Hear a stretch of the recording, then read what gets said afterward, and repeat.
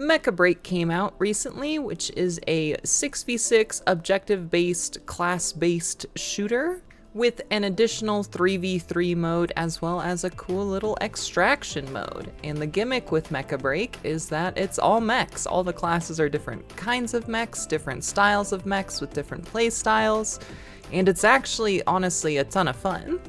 The classes or mechs in this game honestly resemble a lot of the classes from your other kind of hero-based shooters like Overwatch or Team Fortress 2. You've got your snipers, you've got your tanks, you've got your healers, you've got your kind of melee big damage units, and overall it's kind of my new addiction. I am a sucker for a good competitive shooter. I played a ton of Overwatch back in college, and when I played, I was consistently Diamond or Masters tier in Overwatch. And I also used to play stuff back in the day. In Halo, I would grind to skill level 50, the general skill level, if y'all remember the old Halo ranks back in the day. And I also played a lot of Call of Duty 4, but the Wii version, since I didn't have up-to-date consoles when I was growing up. We played the Wii version. We had like a, if anybody remembers the MLG offshoot game battles for like online team style pickup games, our team was third on the leaderboard in winter 07, 08, 09, winter of one of those years, for the Wii version of Call of Duty 4. And this game scratches a lot of the itching that I've been having for a new competitive shooter. In the 6v6 mode, which is pretty much all I'll talk about here, I haven't played a ton of the extraction shooter mode. I don't play extraction shooters, so it's a little foreign to me. And I don't want to talk about something I haven't really played, as well as the 3v3 mode, which I have not stepped into even once. But the 6v6 mode is really, really awesome. I love the objectives in the game mode. They're all your traditional stuff, think domination from Call of Duty with capturing points, but it also offers some kind of unique perspectives on classics like payload pushing, or it's got this really cool mini King of the Hill where they call them data nodes pop up around the map and you just have to capture them by interacting with it for a second or two without getting hit at all. The fact that the objective modes are like interesting and engaging and fit well within the gameplay is really awesome. Most notably the double payload maps, which think like your classic Team Fortress 2 where two teams are pushing the payload simultaneously. Mecha Break does something really interesting where there are 3 capture points along the map. Once you push a cart far enough, the capture point will take about 20 seconds to unlock, and then whoever captures the point gets a little boost to their payload to catch it up a little bit quicker. This is really interesting because it actually reduces snowballs to an extent. Like, the winning team can only push the payload so far before they have to wait for the capture point to unlock. So the games are always like in contention. If you ever played old 2 payload back in the Team Fortress 2 days, they could get a little snowbally. But this always keeps the payload map super intense, and it's awesome. I really like the overall general objective kind of guidelines and gameplay they've come up with here, and it's really fun to play. The gameplay itself is really solid too. As I mentioned, there's all kinds of different classes of mechs, as you can expect, and most importantly to me when I play a mech game, the mobility is really quick. You have boost, and you can boost in all directions, you can jump up, you can quick fall down, and we'll talk about that later, don't worry. But it's actually pretty fast-paced. A lot of the game comes from boost management. You have to use your boost to get yourself out of melee combos or to keep yourself mobile. And overall, it feels fairly well balanced. Like, everything feels strong, and I think that's a good thing. A good sniper is absurd. A good healer is absurd. A good melee unit is absurd. A, well, halfway decent tank will be absurd because they're a little bit simpler. But using all of these mechs to their highest skill ceiling is actually pretty difficult, and a lot of fun once you actually pull off some pretty crazy triple kills or aces or what have you. It does feel like a lot of fun to just zoom around and dominate people. Notably though, all of the mechs have pretty fair counterplay for the most part. Snipers are incredibly weak to any sort of melee focused unit or high damage burst unit, just focusing them down. They do have escapability. The bigger, heavier sniper has a kind of mini stun that will lock you down, but once they're out of those, they're kind of cooked. The sniper that is stealth based is the same way. Their stealth kind of runs on a cooldown / drone resource system, and once those are gone, they're pretty easy to pick up. There's even more specific counterplay, like units that have a scanner to kind of show where the sniper unit is and stuff like that. Melee units are also pretty counterable, though to a different extent. You can parry melee units if your mech has a shield. Both of the tanks do, and other melee units typically do. There are some exceptions to this. Something like Welkin's Spin is unparryable except by another Welkin's Spin, making counterplay a little tougher. But it's limited in movement once it starts its spin, and the key to really countering melee units is team shotting, which, I mean, that's the key to every single one of these hero team-based shooters, basically. The tanks themselves are also super weak to team shotting, and the supports, like the snipers, are pretty weak to units focusing them down, so it does feel like there's clear counterplay. As someone who's played about 60 hours, is General 2 rank right now, which is fairly high up the elo, I think. I don't feel like any one unit is super overpowered, and I'm pretty pleased with the balance that goes into the actual units that they have in this game. However, I do have a couple criticisms with the gameplay, and one of them is very specific, but I guess the main one is mobility is incredibly strong. Your boost meter is your life, and this is not necessarily a bad thing.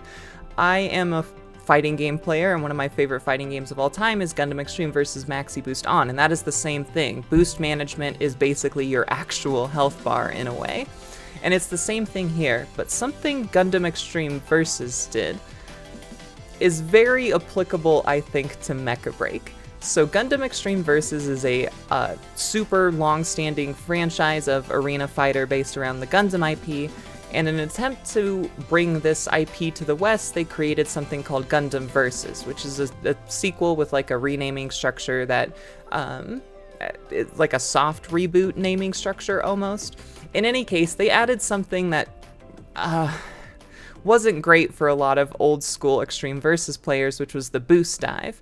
It was an ability for your unit to go straight down incredibly quickly. It was an incredibly good mobility tool, but beyond that, it kind of broke one of the main things that you use to catch people with your guns in Extreme Versus, which was try to catch their landing. When people can boost dive, regardless of what their boost energy is, as long as it's not out, and instantly begin recharging it, it suddenly becomes a lot more tough to hit people, and a lot of longtime fans didn't super like this. Mecha Break has this as well, and granted this criticism can't be levied the same way because it isn't an arena fighter game where you're not really hitting people the same way. However, that kind of mobility tool is incredibly good in this game as well. It is essentially the same thing as Boost Dive from Gundam Versus, where you can make your mech go straight down to the ground incredibly quickly, begin recharging your boost incredibly quickly, cut your lock-on, cut tracking of everybody incredibly quickly. It's just an incredibly overpowered tool, and in this game it actually works in both directions. Jumping, as long as you're not locked actively in some sort of stun lock where you have to side boost, is one of the best mobility tools. And that's like the one game balance thing where it feels a little weird. Like having quite so much mobility is kind of a lot, but that's a super specific criticism, and I don't think super relevant for 90% of the player base. However, a more relevant criticism, as with pretty much any free-to-play game, is probably the monetization system. Mecha Breaks is interesting. I don't want to outright call it bad because I don't interact with a lot of these kind of freemium game models, so I don't really know what the standard is for a fair monetization practice anymore. It's got a classic premium currency that you pay money for, and kind of a mission currency that you get by playing games. You can spend the premium currency on just about anything in the shop, and you can spend the mission currency on select kind of seasonal items.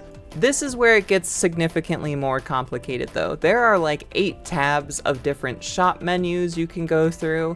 The entire monetization system is incredibly overwhelming. Like, even if it is fair, it's incredibly difficult to parse. And it's got a marketplace system. But the marketplace system is also weird. First of all, I do have to praise it. It is a great way for free-to-play players to like offload the loot they get from the extraction mode and turn it into premium currency. I don't really know of many games that let you turn items like that straight into premium currency at a pretty fair rate. And that's really cool. If you're just like a true free-to-play player, you can unlock a lot of the premium currency. People have talked about how they've got a lot of the like high-tier premium outfits and skins just by being a free-to-play player that sells their like patterns and paint that they earn in the extraction mode on the marketplace. The marketplace, however, is doubly weird. It's not a true marketplace in the sense that you are still limited in how low you can set something. Depending on the rarity, the developers have implemented something called a minimum selling price on a lot of these items. And what that basically has turned into, from my experience with the marketplace, is when it comes to patterns and paints, almost no one is buying the higher tier patterns, ever. They only buy the lowest tier. And that's the other thing. The patterns you unlock are completely random. The colors that the pattern is, the pattern that the pattern is in, all entirely random. So sometimes you'll unlock something that looks really cool and the colors really pop and like the pattern's in the right spot, but like the color is something that doesn't fit with your mech and you just have no way to change it as far as I can tell. It's a very strange system, and it means you have to look through the marketplace at like each and every pattern to see which one is the one you actually want. Coupled with a lot of the higher rarity stuff, at least with paints, meaning there's less weathering on the paint and stuff like that, and I'm assuming there's some sort of similar system with the pattern where like higher rarity patterns have, I don't know, better colors or better placement, I'm not sure. But with the inclusion of the minimum selling price, they're almost never going to sell. There's also a service fee for when you buy and sell things on the marketplace. Like, the developers take a cut of the premium currency, but like, you already paid them for the premium currency. It's not like a Steam marketplace where there's like real money going in and out here. It's just the premium currency, and so I'm not sure why there's a service fee to just kind of take this premium currency out of the economy, I guess. It's a little strange, but I'm no economist, so I don't know what's good for a system like this. So yeah, those are my thoughts on Mecha Break. The monetization is weird, friendly to free-to-play players in some ways and not friendly in others, and incredibly overwhelming to get a grasp of in the first place. However, the overall gameplay is absolutely stellar. I love the way they did the objective modes, I love the balance of the mechs, I love how all the mechs feel unique and well made, and their kits all work well together, and it's just a very, very cool thing. I don't have many things to say bad about the gameplay other than like, I don't think there's any sweeping balance changes that need to be made. Maybe small tweaks here or there to like shield levels or damage or something. But I don't see any reworks being necessary at all, and I think that's really cool. So yeah, for now I'm playing the shit out of Mecha Break. I love it a ton. I haven't wanted to grind a ranked mode in forever, and this one is really fun. Though granted, the ranked mode does have one thing where you always seem to gain more than you lose, no matter. I thought this would change as I like went from bronze to silver to gold to platinum to diamond to master to grandmaster to general. But nope, you just always seem to gain more than you lose, so I think there will be rank inflation as the game continues to age. That's probably fine, I guess. It's the same problem I had with Halo Infinite, where getting the max rank in that Onyx was incredibly easy, and it didn't feel like as much of an achievement as I had hoped. I kind of feel like Mecha Break ranks are the same way, but I mean, if you're getting good fun matches, then who cares? Like, that's the long and short of it, I guess. So yeah, I'm going to be playing a lot of Mecha Break for a long time to come, I think, depending on just how long the population stays up and active, and it seems to be doing pretty well so far, but it's free to play. If it sounds like something you might be worth giving a shot, and if you really get into it, tell me how to use the monetization system, because I still don't think I understand it completely.